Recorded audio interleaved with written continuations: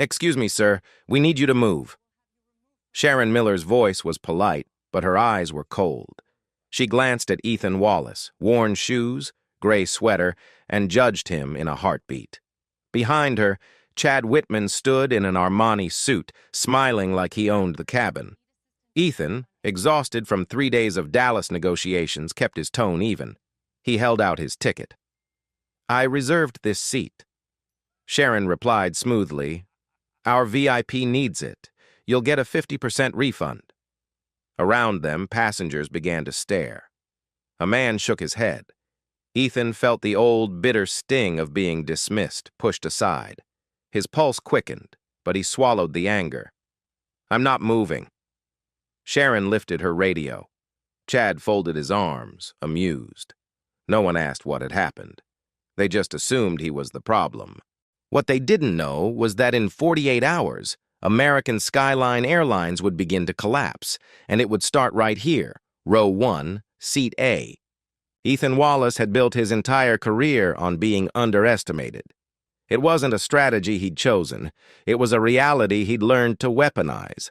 Atlas Tech Systems, the company he'd founded 12 years ago in a cramped San Diego garage, now powered the flight operations of 14 airlines across the globe.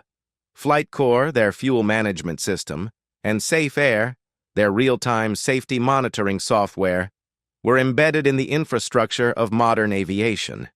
Billions of dollars in contracts, thousands of flights every day, all dependent on technology Ethan had designed, refined, and perfected. But you wouldn't know any of that by looking at him. He didn't wear tailored suits or expensive watches. He didn't carry himself with the performative confidence of men who needed everyone to know they mattered. Ethan moved through the world quietly, deliberately, with the kind of calm that came from knowing, truly knowing, that he didn't need to prove anything to anyone. Sharon Miller didn't see any of that. She saw a black man in jeans and sneakers sitting in a seat she needed for someone more important.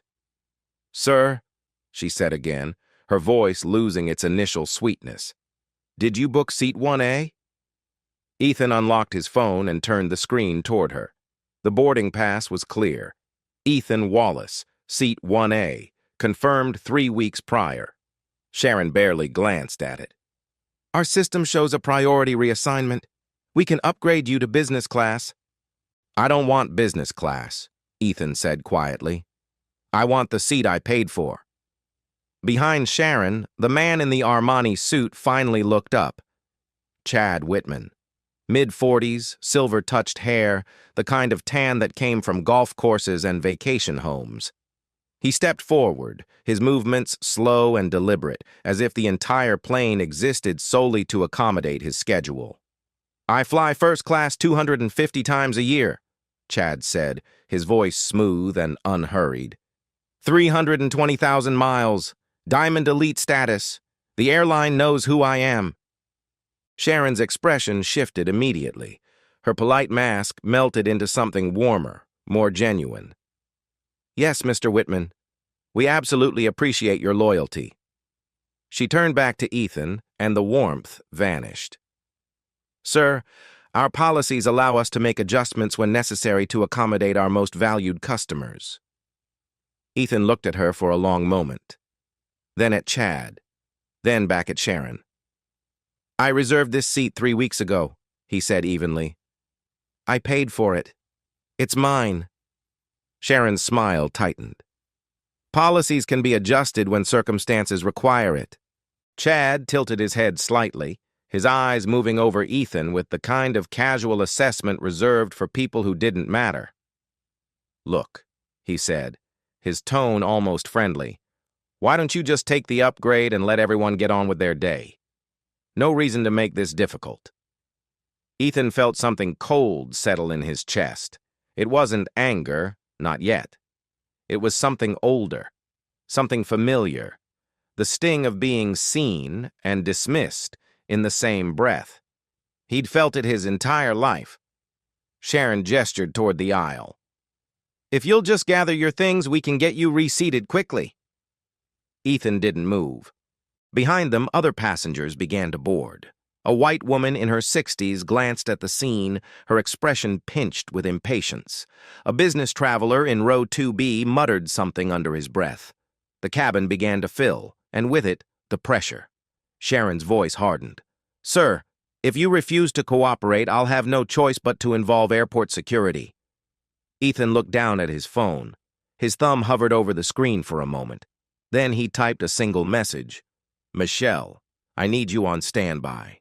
He hit send, and the clock kept ticking. David Brennan arrived with the authority of a man used to being obeyed. 50 years old, navy suit, silver cufflinks, and a look of barely concealed irritation. He moved through the first-class cabin like he owned it, because in a way, he did. As regional operations manager for American Skyline, David had spent 2 decades climbing the ladder, enforcing policy and making sure the machine ran smoothly. He didn't tolerate disruptions, and right now, Ethan Wallace was a disruption. Sharon stepped aside as David approached, relief evident on her face. "Mr. Brennan, this passenger is refusing to comply with the seating reassignment." David didn't look at Sharon. His eyes were on Ethan, scanning his clothes, his posture, his phone. The assessment took less than 3 seconds. David had already made up his mind. "Sir," David said, his voice clipped and formal, "you're obstructing the boarding process. If you don't cooperate, we'll be forced to involve airport security." Ethan looked up at him. "On what grounds?" David's jaw tightened. "We have the right to reassign seating when operational needs require it. You were offered an upgrade and compensation. That's more than generous." "I didn't ask for generosity," Ethan said calmly. "I asked for the seat I paid for."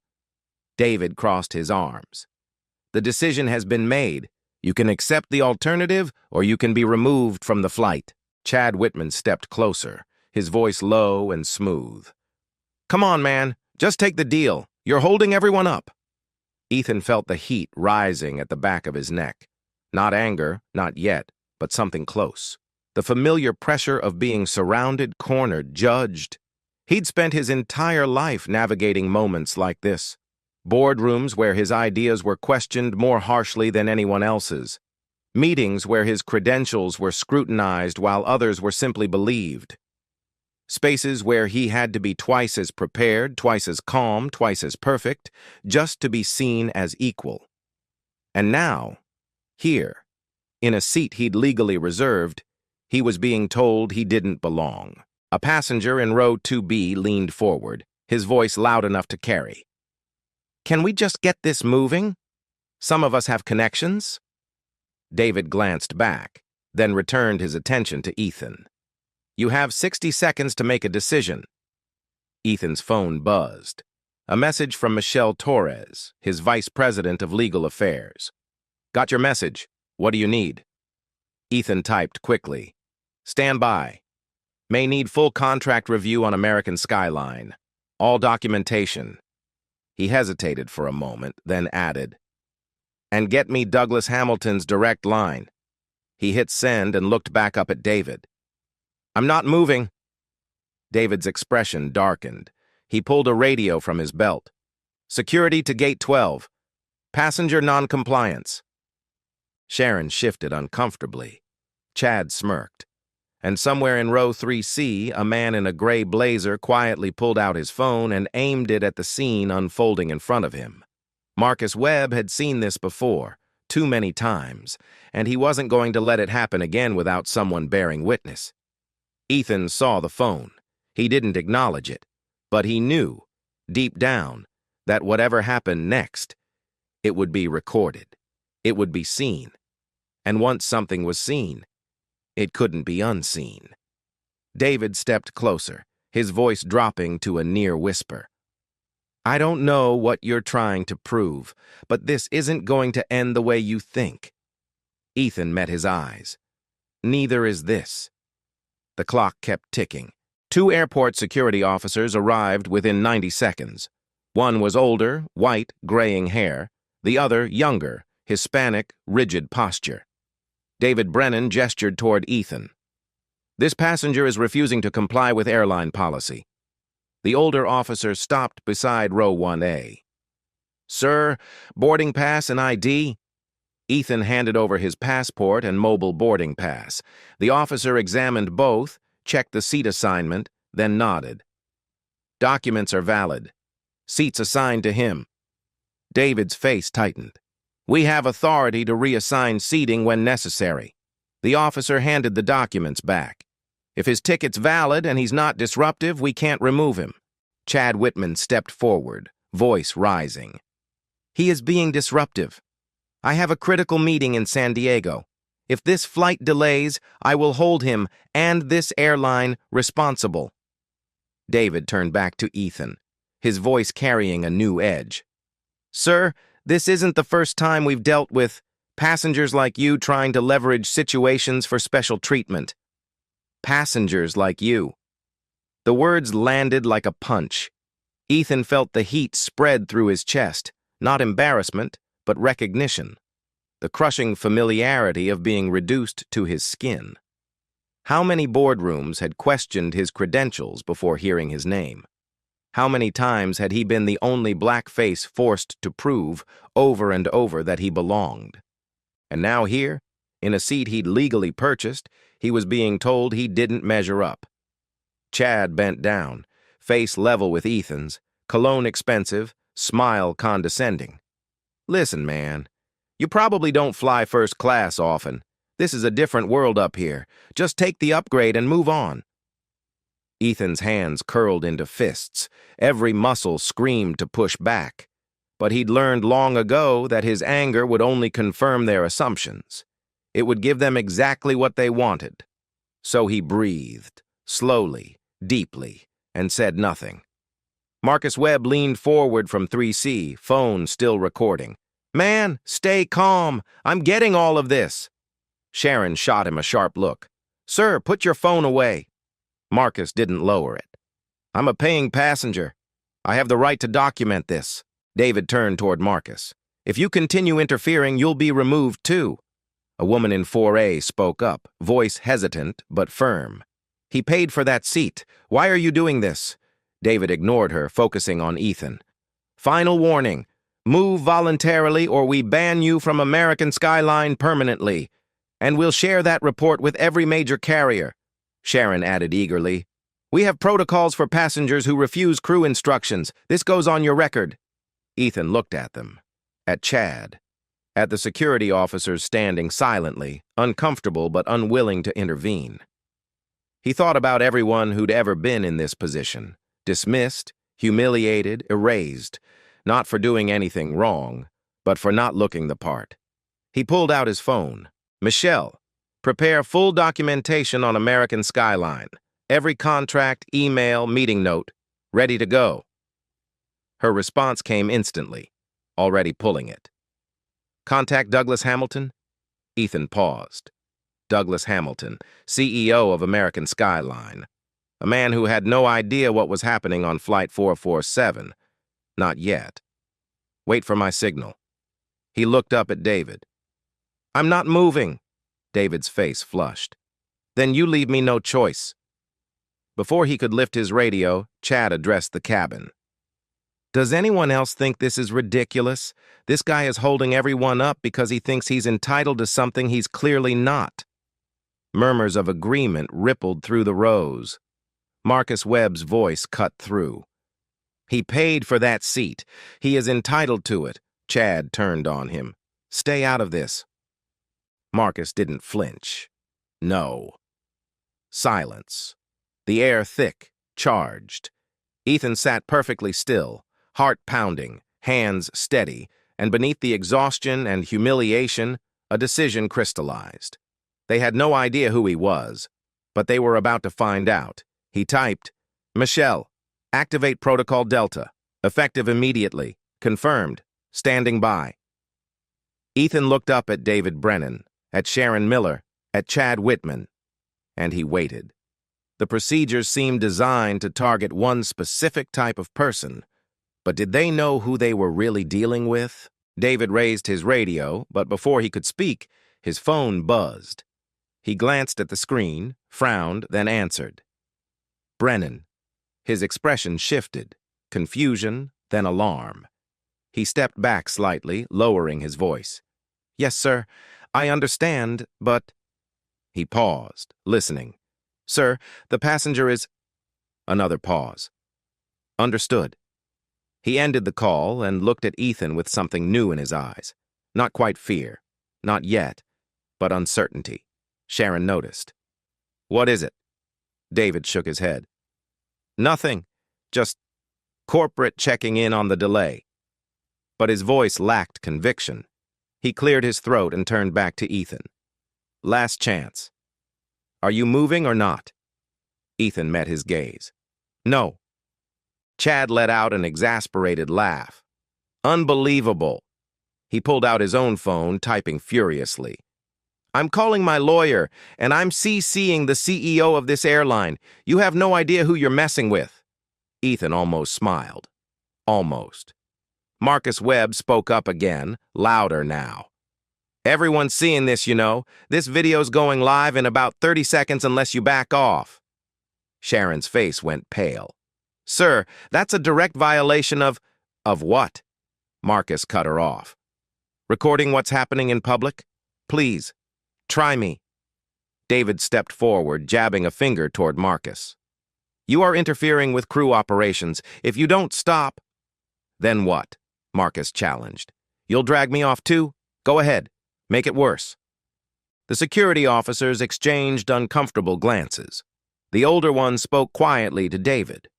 "Sir, if there's no immediate safety threat, we can't escalate this further without cause." David's jaw worked. He was losing control, and he knew it. Chad stepped into the breach, his voice taking on a theatrical quality, projecting to the entire cabin. "Look around, people. We're all stuck here because one person thinks the rules don't apply to him. I fly 320,000 miles a year. I'm Diamond Elite. I contribute hundreds of thousands of dollars to this airline annually, and this is how they treat their loyal customers?" A few passengers nodded. One muttered agreement. But a voice from row 6, a young woman, black in business attire, called out, "He's not breaking any rules. He has his ticket. You're the one demanding special treatment." Chad whipped around. "Excuse me?" She didn't back down. "You heard me." Sharon moved down the aisle, her tone sharp. "Ma'am, please don't involve yourself." "I'm already involved," the woman said. "We all are. We're watching you discriminate against a paying customer in real time." David's face flushed crimson. "That is absolutely not—" "Then why is he the one being told to move?" she pressed. "Why not ask Mr. Elite over there to take a different seat if it's so important?" Chad bristled. "Because I've earned my status. I've earned the right to treat people like they're beneath you?" The woman shook her head. "That's not how this works." The cabin was fracturing now. Passengers choosing sides, some glaring at Ethan with open hostility, others watching with growing discomfort, and Marcus still filming, capturing every word, every expression, every failure of decency. David tried to regain control. "Everyone, please. This is between our staff and this passenger. We are following established protocol." "Your protocol is racist," Marcus said flatly. The word hung in the air like a grenade. Sharon's eyes went wide. "That is a serious accusation, and completely—" "Is it?" Marcus didn't lower his phone. "Because from where I'm sitting, you saw a black man in jeans and decided he didn't belong in first class. You saw a white man in a suit and decided he did. That's textbook." Chad stepped forward, voice rising. "Don't you dare make this about race. This is about airline policy and customer loyalty. I have status. I have—" "You have privilege," the woman from row 6 shot back, "and you're weaponizing it." "Oh, here we go," Chad sneered. "Everything's about race with you people." The temperature in the cabin dropped 10 degrees. Marcus stopped recording, slowly lowered his phone. "Say that again." Chad realized his mistake too late. His mouth opened, closed. "I didn't mean—" "Yes, you did," Marcus said quietly. "And now everyone knows exactly who you are." David tried to intervene, his voice desperate now. "Okay, everyone needs to calm down. We are going to resolve this." Ethan's phone buzzed. A message from Michelle. "Douglas Hamilton just called me directly. He's heard about the situation. He wants to talk to whoever's in charge. Should I patch him through?" Ethan looked at David, at Sharon, at Chad, at the cabin full of passengers, watching a man being humiliated for the crime of existing in a space he'd paid to occupy. He thought about all the times he'd stayed quiet, all the times he'd swallowed his anger, his pain, his exhaustion, because speaking up would only make it worse. All the times he'd been told implicitly, explicitly, that his presence was an inconvenience. He was tired of being quiet. He typed, "Not yet. Let them keep digging." Sharon's radio crackled, a voice on the other end. "We need departure clearance. What's the delay?" She lifted the radio. "We have a passenger situation, still resolving." "How much longer?" Sharon looked at David. David looked at Ethan, and for the first time, Ethan saw genuine fear in the man's eyes. "Sir," David said, his voice strained, "I am asking you one final time. Please, move to the offered seat. We will compensate you fully. We will—" "Why should he?" Marcus interrupted. "He's done nothing wrong." "He's holding up a flight," Chad exploded. 200 people are waiting because he's too stubborn to accept a perfectly reasonable solution. "There's nothing reasonable about forcing someone out of their seat because you want it," the woman from row 6 countered. A man in row 8 stood up. "Can someone just drag him off already? I have a connection in 3 hours. Marcus rounded on him. "You want to see a man physically removed from a seat he legally paid for?" "I want to get to San Diego," the man shouted back. The cabin erupted, voices overlapping, arguments splintering into a dozen different directions, passengers standing, gesturing, some filming now on their own phones, David trying and failing to restore order, Sharon backing toward the galley, overwhelmed, Chad in the center of it all, still convinced he was the victim, and Ethan sitting quietly in 1A, watching it all unfold. His phone buzzed again. "Michelle, video just went viral. 47,000 views in 3 minutes. Racial profiling is trending. Douglas is blowing up my phone. He wants to talk now." Ethan exhaled slowly.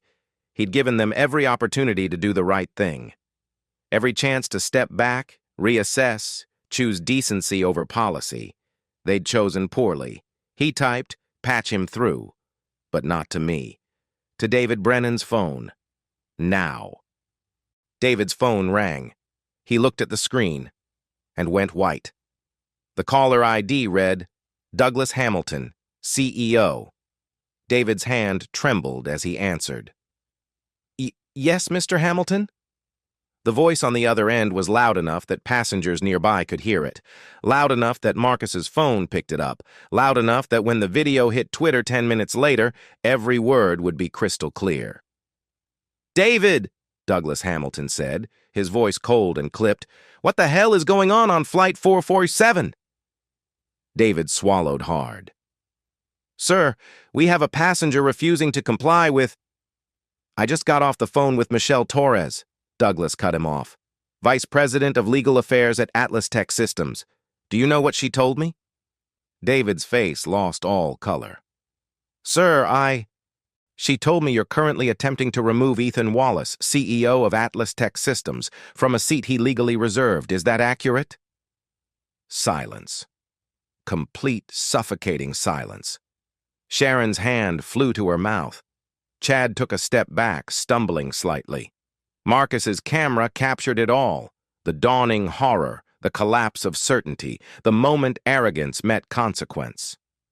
Ethan sat perfectly still, and for the first time in 40 minutes, he allowed himself the smallest, coldest smile. David Brennan stood frozen, phone pressed to his ear, Douglas Hamilton's voice cutting through the cabin like a blade. "Mr. Hamilton," David stammered, I didn't know—" "You didn't know," Douglas repeated, voice dripping with contempt. You didn't know that the man you're attempting to remove is the CEO of Atlas Tech Systems.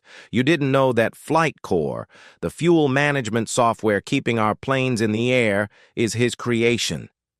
You didn't know that Safe Air, the safety monitoring protecting every passenger on every flight, is his technology. David's mouth opened. Nothing came out. Let me be clear, Douglas continued, words measured and deadly. Atlas Tech holds contracts with us worth $370 million annually. 14 airlines depend on their infrastructure.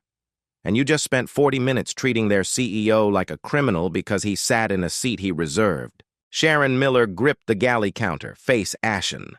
Chad Whitman stood motionless, earlier confidence evaporating.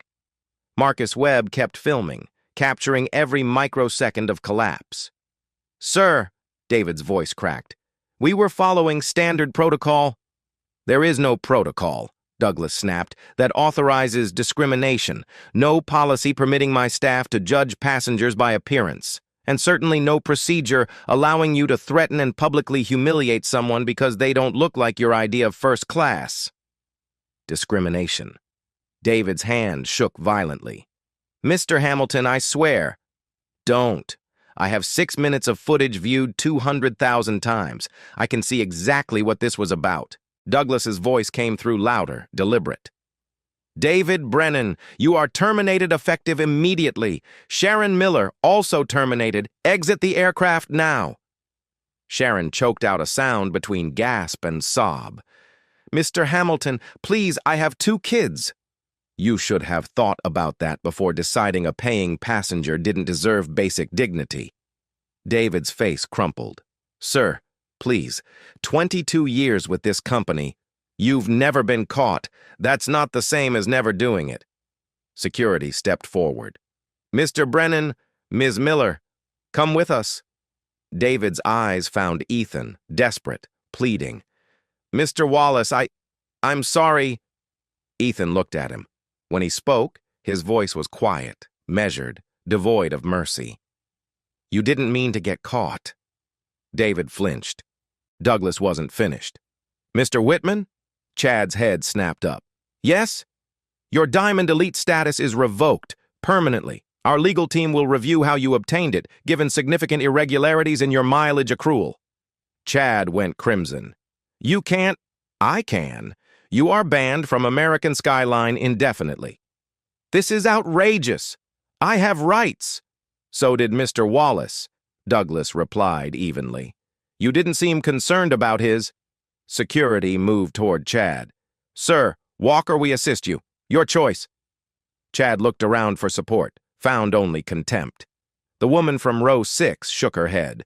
A man in row 4 started clapping. Within seconds, applause spread. Not loud, not triumphant, but steady, deliberate. "This is a witch hunt," Chad shouted. "This is justice," Ethan said quietly. The cabin went silent. David, Sharon, and Chad were escorted off. The door closed with a pneumatic hiss.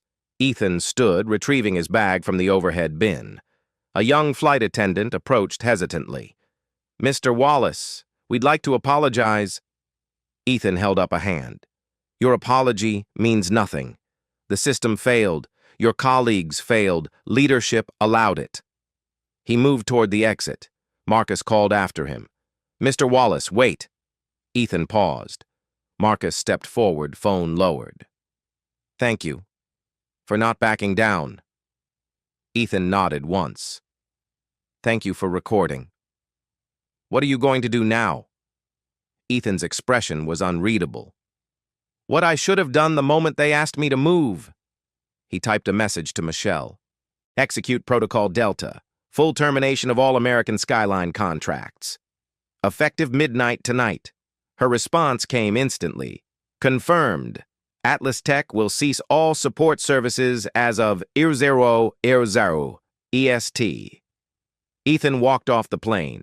Behind him, phones buzzed with notifications. The video was everywhere. Twitter, Instagram, TikTok, millions of views, hashtags spreading, "Justice for Ethan," first-class discrimination.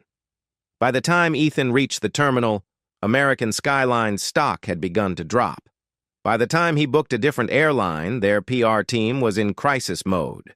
And by the time his new flight took off 3 hours later, American Skyline had lost the most important technology partner in modern aviation. All because they couldn't see past the color of a man's skin.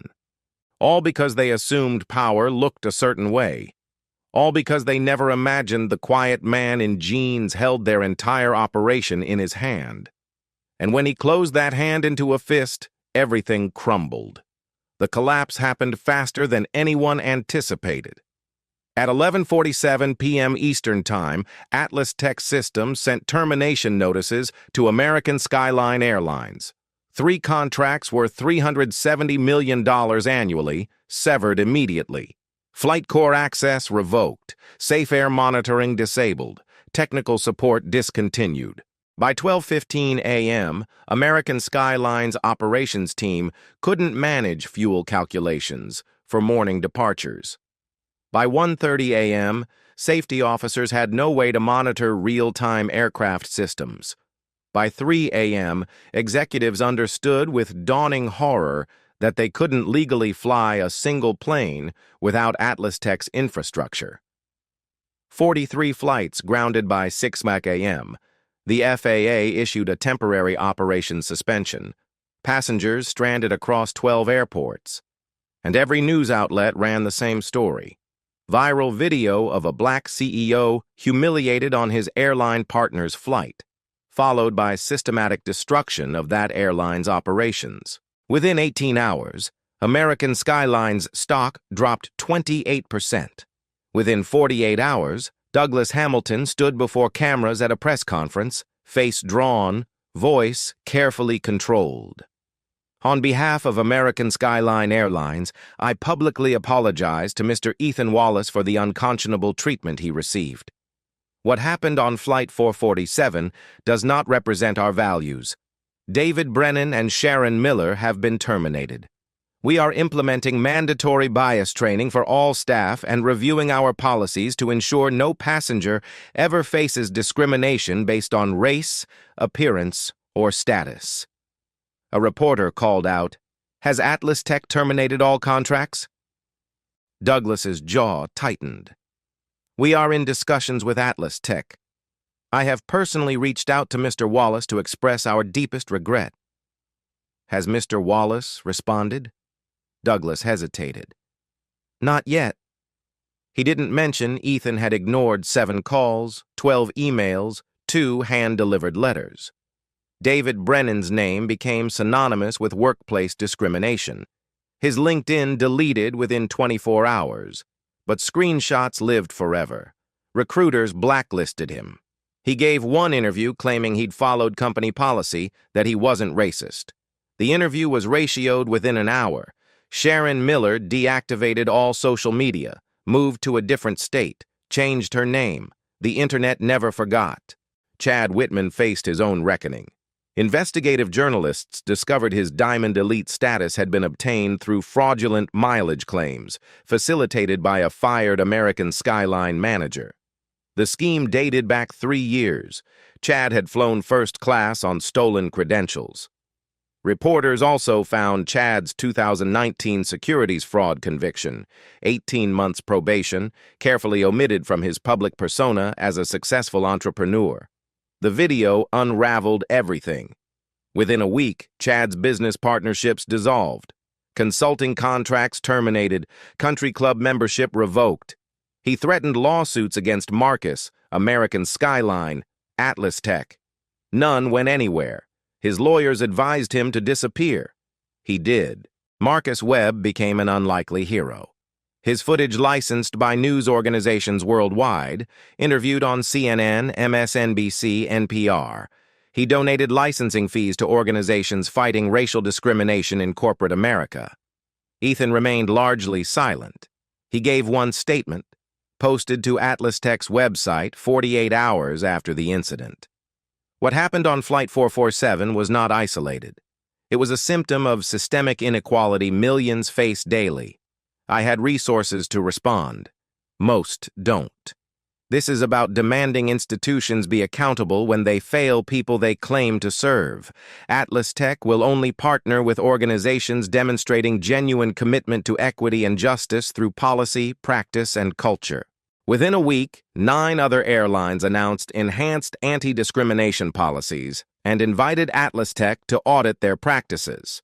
Within 2 weeks, American Skyline hired a chief diversity officer, implemented third-party oversight of complaints, and established a passenger bill of rights explicitly prohibiting discrimination. Within 3 weeks, Ethan agreed to meet Douglas Hamilton, not to restore contracts, not yet, but to discuss what real change looked like. The meeting lasted 4 hours. No press, no cameras, just 2 CEOs talking about power, responsibility, and the cost of looking away. When it ended, Douglas issued one statement. "We still have work to do. Mr. Wallace has made that clear. We are committed to doing that work." Ethan said nothing publicly, but privately to Michelle, he wrote, "Monitor them. Every quarter, every complaint, every policy decision. If they backslide, we walk.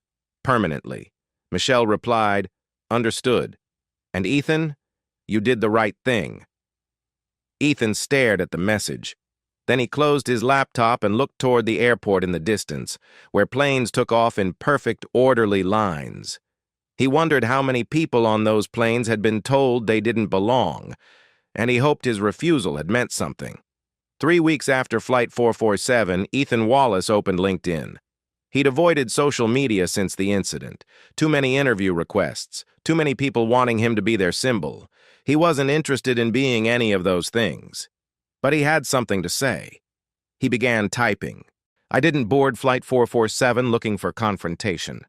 I boarded exhausted, wanting peace in a seat I'd legally reserved. What happened wasn't about me refusing to be reasonable. It was about a system that decided, based solely on how I looked, that I didn't belong. This happens every day to millions who don't have resources, platform, or power to push back. They're told their presence is an inconvenience, that their worth is negotiable, that rules apply differently depending on skin color. I didn't seek revenge. I demanded accountability. There's a difference. Revenge is personal. Accountability is structural. What happened wasn't about David Brennan, Sharon Miller, or Chad Whitman as individuals. It was about what they represented. A system operating on assumptions, biases, and unchecked power. But here's what I want people to understand. I was lucky. I had leverage. A company, contracts, resources most will never have. The real question isn't what I did with power. It's what happens to everyone without that power. They endure. They swallow anger. They teach their children to navigate spaces not designed for them. They carry the weight of being constantly underestimated, questioned, required to prove they deserve basic dignity. That has to change, not through one viral video, but through sustained pressure, through refusing "that's just how things are" as an answer, through demanding organizations demonstrate, not perform, commitment to equity. I'm grateful to Marcus Webb for documenting what happened. Grateful to everyone who amplified the story because they recognized injustice and refused to look away. Grateful to passengers who spoke up when silence would have been easier. This was never just about a seat. It was about who gets believed, respected, and who gets held accountable when those things are denied. Dignity is not negotiable. It's not earned through status, wealth, or the right clothes. It's inherent. Any system failing to recognize that needs to change. Change is possible, but it requires all of us, those with power and without, to refuse to accept anything less. He posted it. Within an hour, 4.7 million people had viewed it. Within 6 hours, 890,000 had shared it. Comments flooded in, stories from people who'd experienced similar treatment, gratitude from those who felt seen. Ethan read none of it. He closed his laptop and walked to the window. The sun was setting over San Diego. Somewhere, planes were taking off. Somewhere, people were being treated with dignity. And somewhere, people were being told they didn't belong. He couldn't fix all of it, but maybe he'd inspired someone else to try. Ethan stood at the window for a long time, watching the city lights flicker on as dusk deepened into night. His phone buzzed incessantly on the desk behind him. Messages, notifications, calls from people who wanted a piece of the story, a quote, a reaction. He ignored all of it. There was only one message he cared about. It came from Michelle Torres at 7:43 p.m. American Skyline just announced a $50 million investment in diversity initiatives. Douglas wants to meet again next month. He's serious this time. Ethan stared at the message. $50 million. Diversity officers. Policy reforms. It was more than most companies would ever commit to. But was it enough? Would it last beyond the news cycle, beyond the public scrutiny, beyond the moment when people stopped paying attention? He didn't know, but he'd be watching. He typed a response. Schedule the meeting, but make it clear. We're monitoring results, not rhetoric. If they backslide, we're done. Permanently.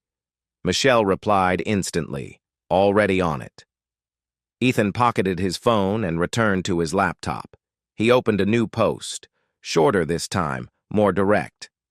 If you've ever been dismissed, underestimated, or told you don't belong, document it. Speak up. Demand accountability. Your voice matters more than you know. If you witness injustice, don't look away, record it. Amplify it. Stand with those who need solidarity, not silence. And if someone tries to remove you from a seat you've earned, a space you've paid for, a position you deserve, remember this. They don't know what you're capable of. They don't know what you hold in your hands. They don't know that their assumptions are about to cost them everything. Power isn't always visible. Justice isn't always immediate.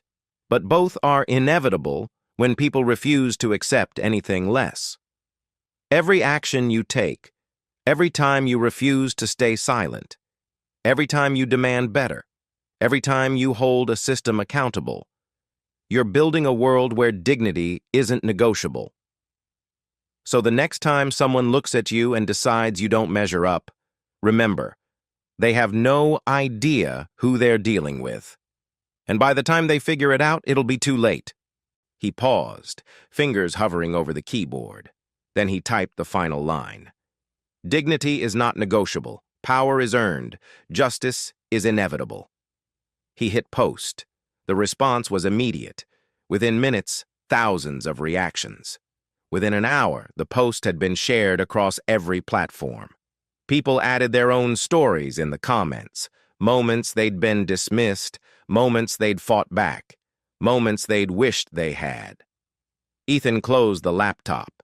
He walked out of his office, through the quiet hallways of Atlas Tech Systems, past the engineers working late on the next generation of aviation technology, past the walls lined with patents and awards and photographs of planes in flight. He stepped outside into the cool San Diego night. The airport was visible in the distance, a constellation of lights against the darkness. Planes taking off, planes landing, the machinery of modern life, powered by systems most people never thought about, systems he'd built, refined, perfected, systems he controlled. He thought about David Brennan, somewhere out there, unemployable and humiliated, about Sharon Miller, hiding under a new name in a new city, about Chad Whitman, stripped of his false status and exposed for exactly what he was. He didn't feel satisfaction. He didn't feel triumph. He felt tired. But he also felt something else. Something quieter, steadier. The knowledge that he'd used his power not to destroy, but to demand better. That he'd turned a moment of humiliation into a catalyst for change. That somewhere, someone watching his story would find the courage to stand up when their own moment came. That was enough. Ethan looked up at the sky, at the planes carving white contrails through the darkness, and he smiled. A small smile. A cold smile. The smile of a man who knew exactly what he was capable of, and who would never, ever be underestimated again.